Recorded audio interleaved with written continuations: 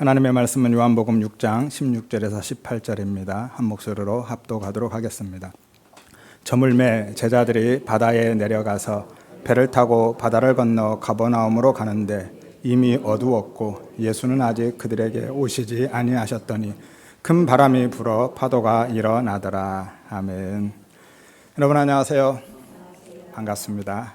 새해에도 오직 예수만 보고 그 은혜로 사시기를 소망합니다.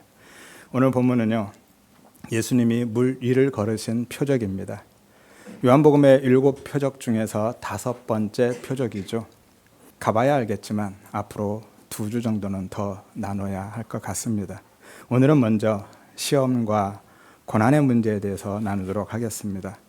사람들은요, 이 표적도 역시 인본주의적으로 해석하고 하나님의 힘을 자신의 유익으로만 끌어당기려 하죠. 하나님은 우리의 인생의 풍랑을 잔잔하게 해주신다랄지 우리를 풍랑에서 건져주시고 내가 소원하는 항구로 인도해 주신다라고 생각한다는 거죠. 하지만 결론부터 말씀드리면요, 본문의 표적도 우리의 삶에 있어서의 문제 해결이나 소원 성취에 대한 이야기가 아닙니다. 그럼 어떤 이야기죠? 예수와 십자가 구원에 대한 이야기죠. 누누이 말씀드리지만 예수님이 행하신 표적은 모두 다 단순히 이적과 기적이 아니라 당신이 그리스도이심을, 구원자이심을 가리키는 표적, 이정표, 화살표인 거죠. 요한복음 20장 30절에서 31절에 말씀합니다. 예수께서 이 책에 기록되지 아니한 다른 표적도 많이 행하셨으나 오직 이것을 기록함은 이 7개의 표적만 선별해서 기록한 이유는 너희로 예수께서 하나님의 아들 그리스도이심을 믿고 생명을, 구원을 얻게 하려 함이라 라고 말씀합니다. 다른 이유 없습니다. 오직 예수가 그리스도이심과 그리스도를 통한 구원을 위해서 이 표적을 기록했다라고 말씀하죠. 앞서서 살펴보았던 오병이의 표적도 마찬가지였죠. 예수님은 우리의 필요를 채워주시는 분이라는 세상의 떡에 대한 이야기가 아니었습니다. 또한 우리의 작은 섬김이나 헌신을 보상해 주신다라는 상급에 대한 이야기도 아니었죠. 그럼 뭐였습니까? 당신이 생명의 떡을 먹여서 우리를 의에 배부른 자가 되게 해 주신다라는 십자가 구원에 대한 이야기였죠. 그래서 당신이 하늘에서 내려온 생명의 떡이다 라고 하신 거였습니다. 물론 하나님이 전혀 그런 분 아니시다거나 성도의 삶에 있어서 그런 영적 원리를 다 부정하고 있는 것이 아닙니다. 하나님은 우리의 삶의 모든 필요를 채우시고 우리를 지키시고 보호하시고 앞서 행하시면서 인도하시는 분이 맞습니다. 왜죠? 아버지시잖아요. 당연한 일입니다. 다만 그것들이 오늘 본문의 요지가 아니다라는 거예요. 그런 것들은요, 하나님이 아버지로서 마땅히 하시는 일이라는 거죠. 마태복음 6장 25절에서 33절에 보면은요, 이렇게 말씀합니다. 너희가 무엇을 먹을까 마실까 입을까 뭐 하지 말라고요? 염려하지 말아라. 공중의 새를 봐라. 들의 백합화를 봐라. 심지도 거두지도 창고에 모아두지도 않지만 하나님이 먹이시고 입히시지 않느냐 하물며 너희일까 보냐. 그것들은 다 누가 구하는 거라고요? 이방인이 구하는 것 아니냐라는 거예요. 너희는 하나님의 자녀다. 그러니까 그런 염려하지 말아라 라는 거죠. 너희 하늘 아버지께서, 누가요? 하늘 아버지께서 이 모든 것이 너희에게 있어야 할 줄을 아신다라고 말씀하시잖아요. 그러니까 뭐 하라는 거예요? 염려하지 말고 뭐 하라고요? 그 나라와 의를 구하라. 그 나라가 의가 뭐였어요? 예수였잖아요. 한마디로 예수입니다. 그의 나라 예수잖아요. 그의 의, 예수의 의, 십자가의 의 역시 예수입니다. 그러니까 그런 것 걱정하지 말고 예수만 붙들고 살아라라는 거예요. 그러면 이 모든 것은 내가 알아서 더해줄게라는 거잖아요. 이 말씀도요, 한글 성경만 보면 그 나라와 의를 구하는 삶이 그 모든 것을 받는 조건처럼 보여지죠. 그 나라와 의를 구하면 그렇게 살면 그 대가로 그것들을 내가 다 주겠다라고 하시는 것처럼 보이잖아요. 하지만 원어를 보면 전혀 다릅니다. 조건문이 아니라요, 접속사 카이 그리고로 연결되고 있어요. 그냥 병렬 연결입니다. 따라서 그의 나라와 의를 구하면 주시겠다라는 것이 아니라 그리고 그 모든 것을 내가 하나님이 주시겠다라는 선언을 해주고 계신 거예요. 앞에 조건에 대한 보상으로 말씀하시는 것이 아니라 너희의 삶은 내가 책임진다라는 의지적인 선언인 거예요. 아버지로서의 약속인 거죠. 삶의 필요는 내가 알아서 줄 거니까, 아버지인 내가 책임질 거니까 그런 걱정하지 말고 예수만 구하고 그의 의, 그 은혜만 붙들고 살아라 라고 말씀하시는 겁니다. 그래서 우리는요, 성경을 통해서 율법적이고 도덕적인 교훈이 아니라 예수를 배워야 하는 것이고요, 예수의 의, 십자가의 의, 그 은혜를 구해야 하는 겁니다. 이것이 자녀의 삶이죠. 따라서 오늘 본문을 통해서도요, 그리스도 예수, 십자가의 예수를 발견하고 그 은혜를 깨닫기를 위해서 기도하시기를 바랍니다. 하여서 견얼망지하지 않고요, 오직 예수 그리스도를 바라보고 그 예수를 만나고 예수 그리스도의 그 은혜를 경험해 가시기를 바랍니다. 그게 먼저인 거예요. 그리고요, 이미 예수를 생명으로 만나고 그 은혜의 지평 안에 들어가 계신 분들은요, 한 걸음 더 나아가서 성도의 삶에 더 깊은 영적 원리를 깨닫고 날마다 예수 생명의 부요함을 누리는 그 은혜 주시기를 위해서 기도하시기를 바랍니다. 오늘 본문은요, 예수님의 5번째 표적이죠. 예수님이 물 위를 걸으신 사건입니다. 이 표적은 요한복음뿐만이 아니라 마태복음과 마가복음에도 기록되어 있죠. 마태복음 14장과 마가복음 6장입니다. 하지만 오병이어의 표적에서도 말씀드렸듯이 요한복음과 공관복음은 관점이나 강조점이 조금 다릅니다. 그래서 기록된 내용도 달라요. 성경이 틀린 것이 아니라 바라보는 관점과 말하고 싶은 강조점이 다른 거죠. 예컨대 공관복음서에서는요, 베드로가 물 위를 걷다가 빠지는 장면도 나오고요, 예수님이 배에 타셔서 풍랑을 잔잔케 하시는 내용도 나옵니다.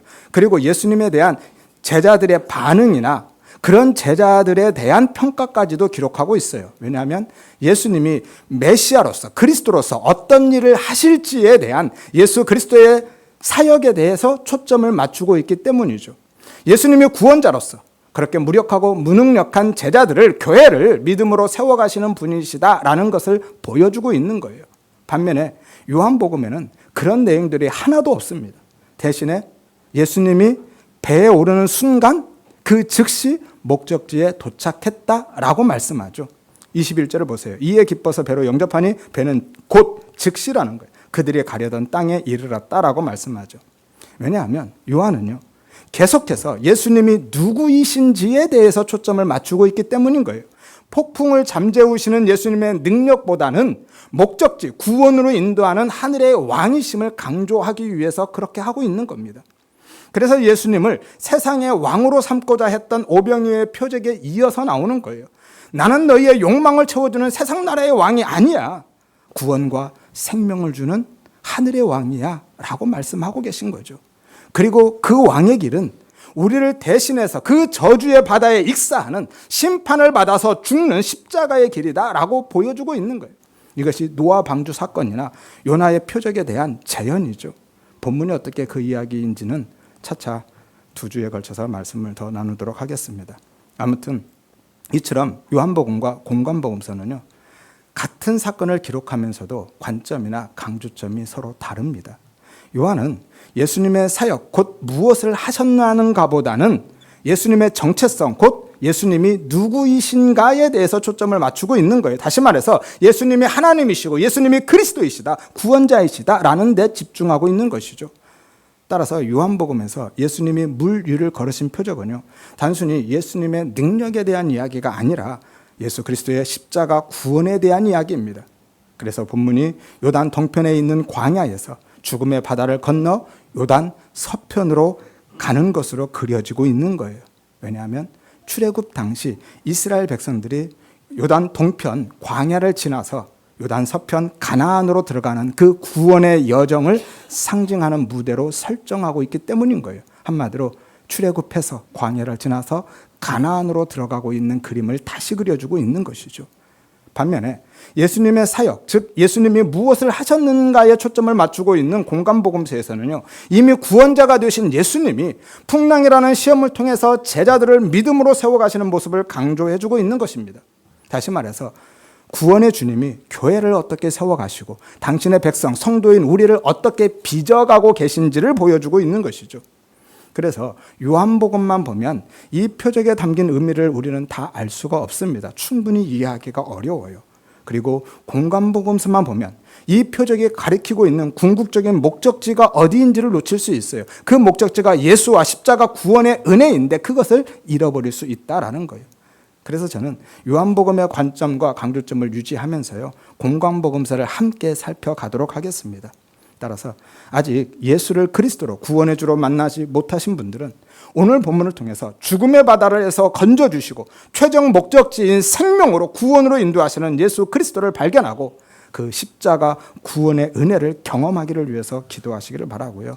이미 그 은혜 안에 계신 분들은 하나님이 우리의 삶의 풍랑들을 통해서 우리를 어떻게 믿음의 사람으로 빚어 가시는지를 발견하고 우리의 구원을 어떻게 완성해 가시는지를 깨닫기를 위해서 기도하시기를 바랍니다. 그래서 우리 모두가 오직 예수만 보고 그 은혜만 붙드는 믿음으로 살아가시기를 주님의 이름으로 축원드립니다. 본문은요, 예수님이 산으로 기도하러 가신 사이에 제자들이 배를 타고 갈릴리 바다를 건너가고 있는 상황이죠. 공관복음서에 보면 예수님께서 제자들을 재촉해서 배를 타고 먼저 가게 하시는 내용이 나옵니다. 마태복음 14장 22절에 예수께서 즉시 제자들을 재촉하사 배를 타고 앞서 건너편으로 가게 하시고 라고 하죠. 마가복음도 동일하게 기록하고 있습니다. 예수님이 그렇게 제자들을 재촉해서 서둘러서 먼저 보내고 계신 거예요.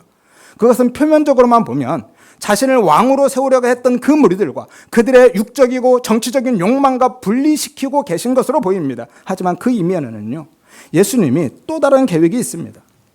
제자들은 아무것도 모르고 시키는 대로 배 타고 가고 있는 거고요.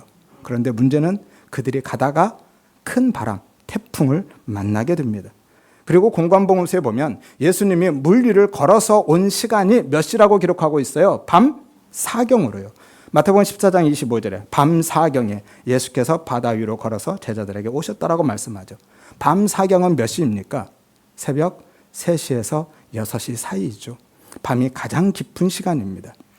그럼 제자들이요, 배 타고 떠난 시간은 몇 시죠? 해질 때죠.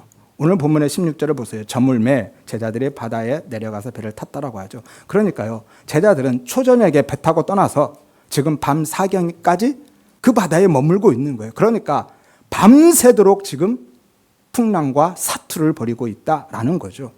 마태복음에 보면 바람이 거스름으로 물결로 말미암아 고난을 당했다라고 하는데 여기서 거스르다가 반대편 또는 맞은편에서 대항하는 것을 의미합니다. 다시 말해서 바람이 정면에서 불어 닥치고 있는 거예요. 맞바람이 불고 있는 겁니다. 팁을 하나 드리면요, 갈릴리 바다는 폭이요, 가장 먼 데가 약 12km 정도 됩니다. 좁은 곳은 7km에서 한 8km 정도 돼요. 이미지 한번 띄워주실래요? 네, 이게 갈릴리 바다입니다. 그리고 보시다시피 이 갈릴리 바다는 양쪽이, 동쪽과 서쪽이 급경사 산지이고요, 해수면보다 약 200m 정도 낮습니다. 그래서 풍랑이 자주 일어나요. 특히 해질 무렵부터 밤 사이에 그 풍랑이 급증합니다. 왜냐하면 해가 지면은요, 산지에 있는 공기가 급격하게 냉각되어서 저 분지 형태로 된 곳으로 쏟아져 내려오기 때문이죠. 그리고 밑에는 낮은 지역은 낮 동안 공기가 햇볕에 의해서 뜨겁게 달궈져 있기 때문에 찬 공기와 따뜻한 공기가 충돌하면서 폭풍이 있는 겁니다. 한 달에 평균 2번에서 3번 정도 저곳에 풍랑이 인다라고 하죠. 그래서 유대인들은요, 일반적으로는 저녁에 배를 띄우지 않습니다. 그러니까 예수님이 지금 전혀 상식 밖의 지시를 하고 계신 거예요. 그리고 갈릴리 바다에 돌풍이 불면은요, 일반적으로 바다에서 풍랑이 일면 파도가 길게 치죠. 그래서 해안으로 떠밀어 냅니다. 하지만 이곳은 특징이 뭐냐면 위에서 급격하게 쏟아지고 있기 때문에 파도가 짧고 위아래로 높이 치는 거예요. 그래서 배가 앞으로 나아가지 못하고 아무리 노를 저어도 그 바다에 그냥 갇히게 되는 겁니다. 지금 제자들이 딱 그 상황인 거예요. 그래서 밤새 노를 젓는데도 배가 앞으로 가지 못하고 계속 그 자리에 머물러 있는 거예요. 이해가 되시죠? 그래서 제자들이 벗어나지 못하고 바다 한가운데서 밤새도록 파도와 싸우고 있는 거예요. 19절을 보세요. 이미지는 됐습니다. 심리쯤 갔다고 했으니까요, 심리쯤 갔으면 심리는 몇 킬로예요? 한 4킬로 정도 되죠. 폭이 좁은 곳은 7, 8킬로 된다고 그랬잖아요. 그러니까 지금 위쪽에서 건너가고 있는 상황이라 폭이 좁거든요. 한마디로 바다 한가운데 갇혀버린 거예요. 밤새도록 거기 갇혀 있는 겁니다. 그런데 여러분, 이상하지 않습니까? 한 번만 더 생각해 보세요. 제자들이요, 지금 자기들끼리 놀러 가고 있는 거 아니잖아요. 그죠? 예수님의 말씀에 순종해서 예수님의 말씀을 따라서 가고 있는 상황이거든요. 그러면 우리 생각은 순종해서 가는 길이라면 뭐 해야 돼요? 형통해야죠. 형통까지는 아니어도 평탄은 해야죠. 갈 수 있게는 만들어줘야 되는 거 아닌가요? 예수님이 제자들을 재촉해서 한마디로 등 떠밀어서 내몰았잖아요. 그리고 예수님이 그런 상황들을 전혀 모르고 보내셨을까요? 예수님이 뱃사람이 아니라서 밤이면 새벽이면 그렇게 돌풍이 분다라는 걸 모르셨을까요? 아셨죠. 제자들이 가다가 큰 풍랑을 만날 것이라는 것을 예수님이 아셨습니다. 그런데 왜 보내셨을까요? 아셨다면 보내면 안 되는 거잖아요. 야, 태풍 불 거니까 자고 내일 낮에 가 라고 하셨어야죠. 아니면 나랑 같이 그냥 산에 가서 기도하고 내일 같이 가자라고 했어야죠. 그게 일반적인 상식이잖아요. 이따가 뒤에서 살펴보겠지만 사실은 예수님은요, 일부러 보낸 거거든요. 태풍 오는 걸 알고. 그리고 더 놀라운 거는요, 그 태풍과 싸우고 있는 제자들을 밤새도록 산에서 지켜보고 계셨다라는 거예요. 아무튼 제자들은 지금요, 순종의 길을 가고 있는데 풍랑을 만나서 큰 고난을 당하고 있습니다. 성경에 보면 이런 경우들이 많죠. 구약의 선지자들이 대부분 그랬고요. 다니엘과 친구들은요, 믿음 지키는 것 때문에 사자굴에 던져주고 풀무불에도 던져졌죠. 예수님의 제자들은요, 복음을 전하는 것 때문에 하나같이 다 핍박을 받고 고난을 당하고 순교했습니다. 스데반도 마찬가지죠. 전도 한번 했다가 그 자리에서 돌에 맞아 죽잖아요. 사도 바울은 말할 것도 없고요. 이처럼 성경은요, 예수 믿으면 고난에서 벗어나고 형통한 길을 가게 될 것이라고 약속해 주지 않습니다. 오히려 고난이 우리의 믿음의 길에 있어서 선택 과목이 아니라 필수 이수 과목처럼 말씀하고 계셔요. 마태복음 16장 24절에 누구든지 나를 따라오려면 자기를 부인하고 자기 십자가를 지고 와야 된다고 하잖아요. 십자가 지고 와야 된대요. 요한복음 16장 33절에 세상에서는 너희가 뭐 한다고요? 환난을 당한다라고 하시죠. 사도행전 14장 22절에 우리가 하나님의 나라에 들어가려면 많은 환난을 겪어야 할 것이라 라고 말씀하죠. 성경은 고난을요, 성도의 삶에 있어서 내가 선택할 수 있는 선택 과목이 아니라 반드시 이수해야만 하는 필수 과목처럼 말씀하고 계시다라는 거예요. 그런데도 여전히 우리는 그런 것들 기대하고 예수 믿고 그런 생각하면서 열심히 순종하고 헌신하는 사람들 많습니다. 예수 믿으면 하나님은 내 인생의 풍랑을 다 잠잠하게 해주실 것이라는, 내가 열심히 순종하고 헌신하면 하나님이 내 삶에 평안을 주실 것이라는 그런 생각하고 예수 믿고 순종하고 헌신하는 사람들이 많다라는 거예요. 그러니까 우리는요, 고난에 대해서도 잘못 알고 있는 겁니다. 그동안 그렇게 배웠죠. 순종하면 복받고 형통하고, 불순종하면 화를 당하고 고난받고. 그래서 고난은 믿음이 부족해서 당하는 거거나 불순종의 결과로 하나님의 징계로 주어지는 것처럼 생각합니다. 혹은 사탄의 공격처럼 생각하죠. 그래서 일반적으로요, 삶에 어려움과 고난이 많으면 꼭 믿음에 실패한 것처럼 생각하고 부끄러운 일로 여깁니다. 그래서 자꾸 위축이 돼요. 내 삶에 어려움이 많아지면 자꾸 위축이 되고요. 사람들 앞에 당당하지 못합니다. 심지어는요, 믿지 않는 가족들이나 친척들에게도 전도도 못해요. 덕이 안 된다고요. 하지만 그렇게 생각한다라는 거는요, 그 이면에 예수 믿으면 무조건 잘 돼야 된다라는, 한마디로 복받고 형통해야 된다라는 생각이 깔려 있는 거잖아요. 그러니까 고난을 하나님이 내리시는 징벌처럼 생각하거나 믿음의 삶에서 실패한 것처럼 생각하고 있다라는 거예요. 그런데 성경은 이것을 율법주의다, 인본주의다, 기복주의다 라고 하고 있습니다. 실제로요, 전에 교회에서 그런 일이 있었습니다. 어떤 여집사님이 생활이 어려워서 교회에서 하는 봉사 다 내려놓고 직장에 나가게 됐습니다. 그런데 직장에 다닌 지 얼마 안 돼서 큰 사건이 벌어졌어요. 큰 일을 당했습니다. 그러자 주변에서 사람들이 뭐라고 한 줄 아세요? 거봐, 하나님 일 안 하고 세상 일 하니까 그렇지. 정말 할 말을 이렇게 만들어요. 그러면은요, 요셉은 왜 노예로 팔려가고 감옥에 갇혔습니까? 다니엘은 왜 사자굴에 던져졌어요? 사도들은 왜 순교합니까? 그런 생각은요, 성경이 말하고 있는 고난에 대한 이해가 아니라 불교에서 이야기하는 인과응보론적인 사상에 가깝습니다. 성경은요, 고난을 그렇게 단순하게 설명하지 않습니다. 물론 그렇다고 그런 인과론적인 고난이 전혀 없다라는 이야기를 하고 있는 것이 아닙니다. 하지만 그런 인과론적인 고난이 주어진다 할지라도요, 그것조차도 불교에서처럼 기계적인 인과가 아니라 하나님의 언약과 구속사적인 주권 아래에서 일어나는 인과인 거예요.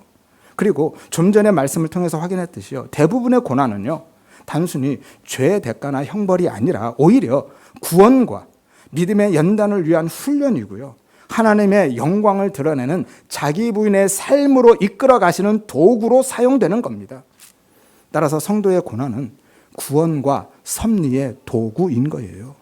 다시 말해서 성도의 고난은요, 인생에 있어서 우연히 발생하는 불행한 일이 아니고요, 죄나 불순종의 결과에 의한 형벌이 아니고요, 우리가 하나님이 사랑하시는 자녀다라는 것을 보여주고 있는 거고요, 하나님이 내 삶에 깊이 개입하시고 일하고 계신다라는 것의 확실한 증거인 거예요.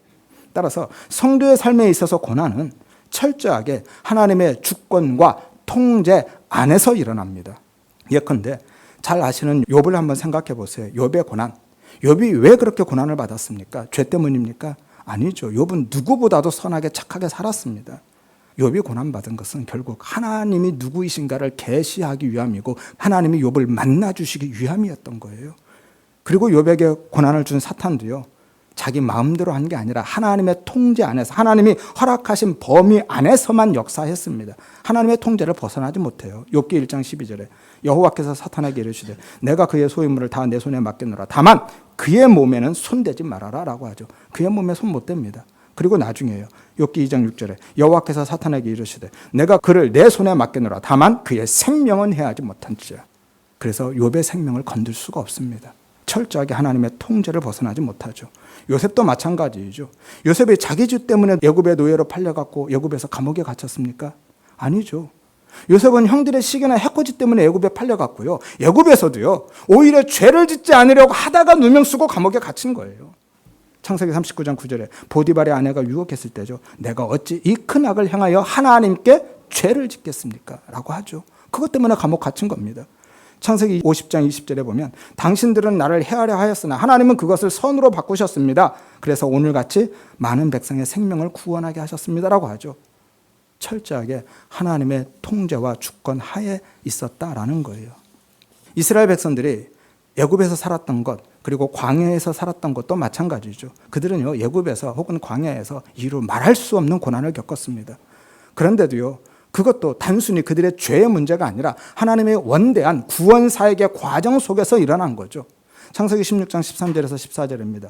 여호와께서 아브라함에게 이르시되 내 자손이 이방에서 객이 되어 그들을 섬기겠고 그들은 400년 동안 내 자손을 괴롭히리니 그 후에 내 자손이 큰 재물을 이끌고 나오리라 라고 하죠.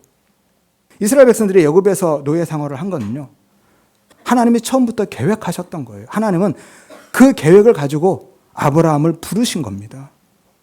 그리고 광야 생활도 마찬가지예요. 하나님의 계획 안에 있었습니다. 신명기 8장 2절에 3절에 내 하나님 여호와께서 40년 동안에 내게 광야 길을 걷게 하신 것을 기억하라.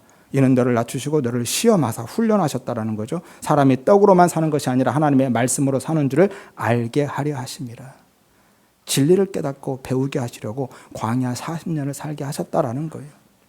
사울에 의해서 다윗이 고난을 받은 것이나요, 이스라엘 백성들이 바벨론에서 포로 생활을 한 것, 혹은 예수 그리스도가 십자가에서 고난을 당한 것, 그 이후에도 초대교회 성도들의 핍박과 환난에 이르기까지요, 성경에서 이야기하고 있는 고난은요 하나같이 하나님의 주권과 통제 안에 있고 모두 다 개인의 구원과 영적인 유익을 위함이고요, 나아가서 하나님의 나라의 실현과 구속사역 위에 있는 거예요.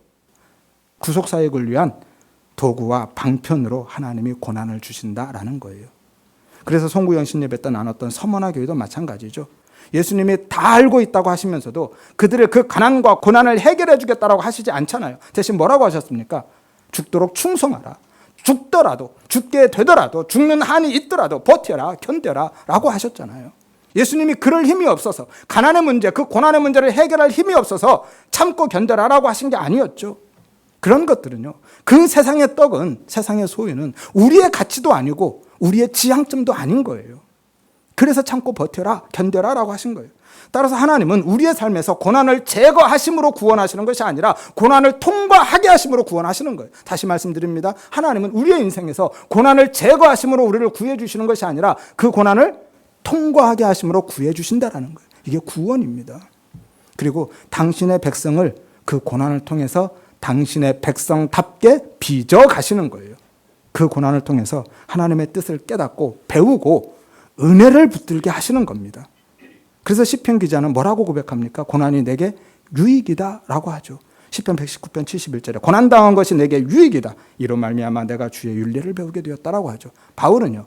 빌립보서 1장 21절에 내가 죽는 것까지 유익하다라고 하잖아요. 죽는 것까지.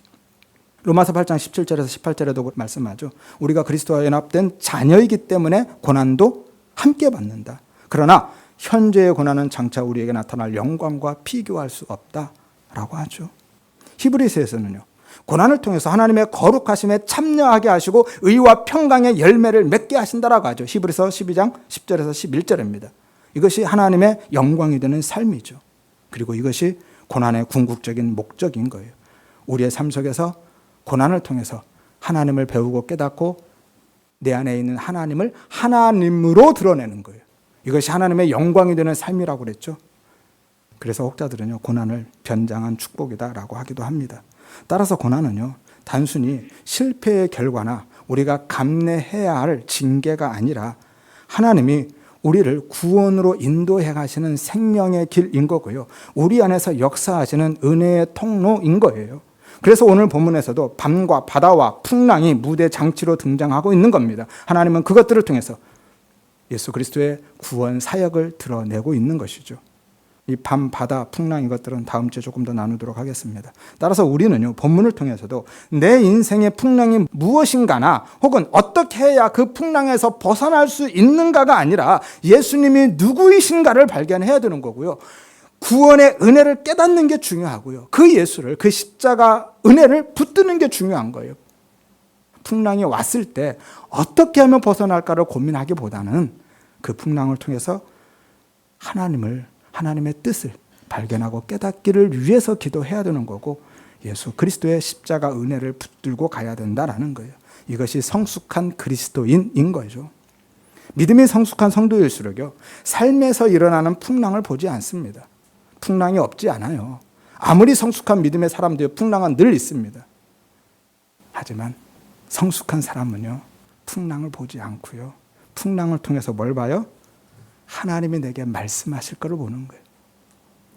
이 사건을 통해서 하나님이 내게 무슨 말씀을 하실까? 그 영적인 깨달음과 그 은혜, 영적인 유익을 더 기대하고 바라보게 되는 거예요. 우리 모든 성도님들은 그 은혜를 위해서 기도하시기를 바랍니다. 풍랑이 아니라 풍랑을 통해서 일하실 예수 그리스도, 그 은혜를 바라보시기를 바랍니다. 우리는 이제 하늘의 사람이잖아요. 따라서 우리는 세상의 양식이나 세상의 삶의 원리가 아니라 하늘의 양식을 구해야 되는 거고요. 하늘의 삶의 원리를 따라서 살아가야 되는 거예요. 그 길이 때로는 고난의 길이고요. 광야의 삶이라 할지라도 6월절 어린 양 고기를 먹고 구원을 받은 성도는요, 반드시 그리고 즉시 어떻게 해야 됩니까? 애굽을 떠나야 되는 거예요. 그래서 어디로 가요? 광야로요. 애굽을 떠나서 광야로 가야 됩니다. 그리고 광야에서 하늘의 양식인 만나로 사는 거예요. 애굽의 고기가 아니라 하늘의 양식 만나, 예수로 사는 거예요. 그리고 그때 광야에 있을 그때 우리의 인생에 모래 폭풍이 몰아칠 수도 있어요. 그리고 거친 풍랑이 우리를 삶을 덮칠 수도 있습니다.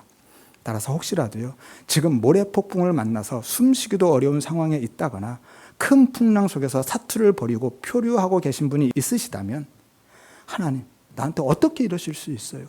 라고 항의하고 원망하기보다는 하나님 제발 어떻게 좀 해주세요. 이 풍랑 좀 잠잠하게 해주세요. 라고 하나님께 떼쓰고 매달리기보다는 하나님이 이 풍랑을 통해서 무엇을 말씀하고 싶어 하시는지를, 나에게 도대체 뭘 가르치고 싶어 하실지를 먼저 생각하시기를 바라고 그것을 깨닫는 은혜를 먼저 구하시기를 바랍니다.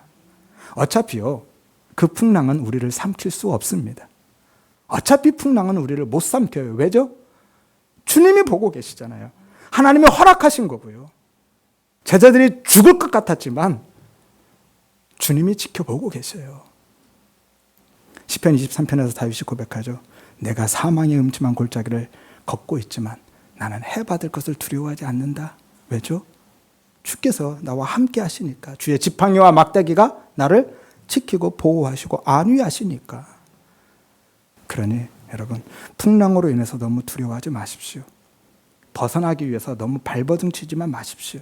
먼저 풍랑 속에서 하나님의 뜻을 발견하고 깨닫기를 위해서 기도하시고, 무엇보다도 풍랑이 아니라 예수를 바라보시고 예수의 은혜를 붙들기를 위해서 기도하시기를 바랍니다.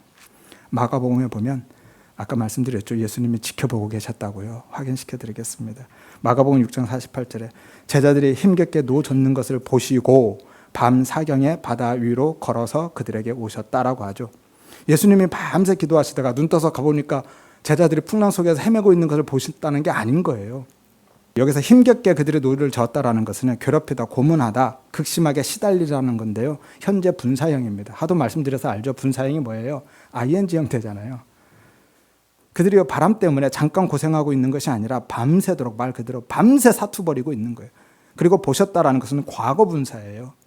제자들이 풍랑 속에서 사투를 벌이고 있는 모습을 예수님이 어느 순간 갑자기 본 게 아니라 처음부터, 그때부터, 그 과거부터 계속 지켜보고 있었다라는 거예요. 그래서 풍랑은 우리를 삼키지 못한다라고 말씀드린 겁니다. 예수님이 지켜보고 계시니까요. 그런데 언제까지 지켜보셨어요? 밤 사경까지. 정말 사경을 헤맬 때까지, 밤 사경까지 지켜보셨어요. 모든 것이 끝난 자리에 대한 상징이거든요. 그런데 이것이 놀랍게도 하나님의 통치 방식이고요, 구원의 과정이라는 거예요. 예수님이 모르고 계신 것이 아니었습니다. 예수님은 뭐 하셨던 거예요? 기다리신 거예요. 언제까지 기다리셨어요? 밤 사경까지. 무슨 이야기입니까? 무엇을 기다리셨을까요? 그들의 무력함과 무능력이 드러나고 폭로될 때까지, 그들의 불가능함이 확인될 때까지 밤 사경까지 기다리신 겁니다. 왜냐하면 그래야 그들이 은혜를 구하게 되고, 그래야 예수를 붙들게 되니까요. 그렇지 않으면 우리는요, 내 손에 지푸라기 하나라도 잡을 힘이 남아있으면 이건 놓고 예수 못 붙잡습니다. 그래서 모든 힘이 다 빠지고 나는 불가능합니다 라는 고백이 나올 때 주님이 오시는 거예요. 그래서 밤 사경까지 그냥 두신 겁니다. 광야에서도 그랬었죠. 이스라엘 백성들이 애굽에서 가지고 나온 양식 다 떨어질 때까지 하나님이 기다리셨죠. 그리고 나서 만나 주십니다. 애굽에서 나와서 바로 만나 준 게 아니에요. 한 달 동안 기다리셨어요. 그래서 아우성치고 난리칠 때까지, 아무것도 먹을 게 없을 때까지 기다리신 거예요. 그래야 비로소 하늘을 보니까요. 그 전에 먹을 게 주머니에 있을 때는요, 하늘 안 봤다라는 거예요.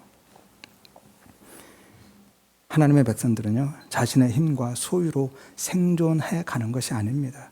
전적으로 하나님을, 그 은혜를 의존해서 살아가야 되는 거예요. 그거 가르쳐 주시려고 우리의 무력함과 불가능함을 그렇게 드러내시는 겁니다. 나는 안 되는구나. 은혜 없이는 안 되는구나. 예수 없이는 못 사는 거구나. 그 고백이 나올 때까지 기다리시는 거예요. 따라서 우리에게 고난이 있다고 해서요, 하나님이 모르고 계시거나 우리에게 무관심하신 게 아닙니다. 다만 하나님의 때와 방법이 우리의 때와 방법과 다를 뿐이고요, 하나님의 뜻과 계획이 우리의 기대와 소원과 다를 뿐인 거예요. 구원에 있어서도 그렇고 우리의 삶에 있어서도 동일합니다. 이것이 하나님의 통치 방식이라니까요. 따라서 불신 가족의 구원의 문제나 내 삶의 문제에 있어서도요, 하나님이 듣지 않고 보지 않고 때로 외면하고 계신 것처럼 느껴질 때라도 낙심하지 마시기를 바랍니다. 하나님의 구원과 섭리의 시간표는 우리와 다릅니다. 그리고 하나님은요, 성경 곳곳에서 말씀하시죠. 항상 우리와 함께 계신다고요. 그리고 우리를 지켜보고 보호하고 계시다고요. 신명기 31장 6절입니다. 강하고 담대하라, 두려워하지 말아라. 내가 너를 떠나지 않고 버리지 않겠다라고 하시죠. 시편 121편 3절에서 4절입니다. 여호와께서 너를 실족하지 않게 하고 너를 지키는 이는 졸지도 아니하신다라고 하죠. 이사야서 43장 2절입니다. 내가 물 가운데로 지날 때에도 내가 너와 함께 할 것이다. 물이 너를 침몰하지 못할 것이다. 내가 불 가운데로 지날 때라도 타지 않을 것이다. 불꽃이 너를 사르지 못할 것이다. 마태복음 10장 30절에 31절입니다. 너희는 머리털까지 다 세신 바 되었다. 그러니까 두려워하지 말아라. 너희는 참새보다 귀하다라고 하시죠. 아멘입니까? 겁나죠? 아멘하기가. 그런데 여러분 잘 보셔야 돼요. 하나님은요, 단 한 번도, 지금 말씀 읽어드린 것뿐만이 아니라 어느 성경에서도 마찬가지예요. 단 한 번도요, 우리의 고난을 그 자리에서 즉시 해결해 주시겠다라고 약속하지 않으신다라는 거예요. 하나님은 내가 보고 있어, 알고 있어라고 하시는데, 그러니까 내가 당장 해결해 줄게 라고 말씀하지 않으신다라는 거죠. 그럼 뭐라고 하신다고요? 참아라, 버텨라, 견뎌라 라고 하신다니까요. 서머나 교회가 말씀하셨잖아요. 하나님은요, 내가 함께 있을게 라고 약속하실 뿐이지 거기서 바로 건져줄게 라고 하지 않으신다라는 거예요. 죽도록 충성하라. 죽게 되더라도 내가 보고 있으니까, 알고 있으니까 죽는 한이 있어도 끝까지 믿음 지켜라 라고 하시는 거예요. 왜죠? 그게 하나님이 우리를 구원하시는 방법이고요, 우리의 구원을 완성해 가시는 방법이라니까요.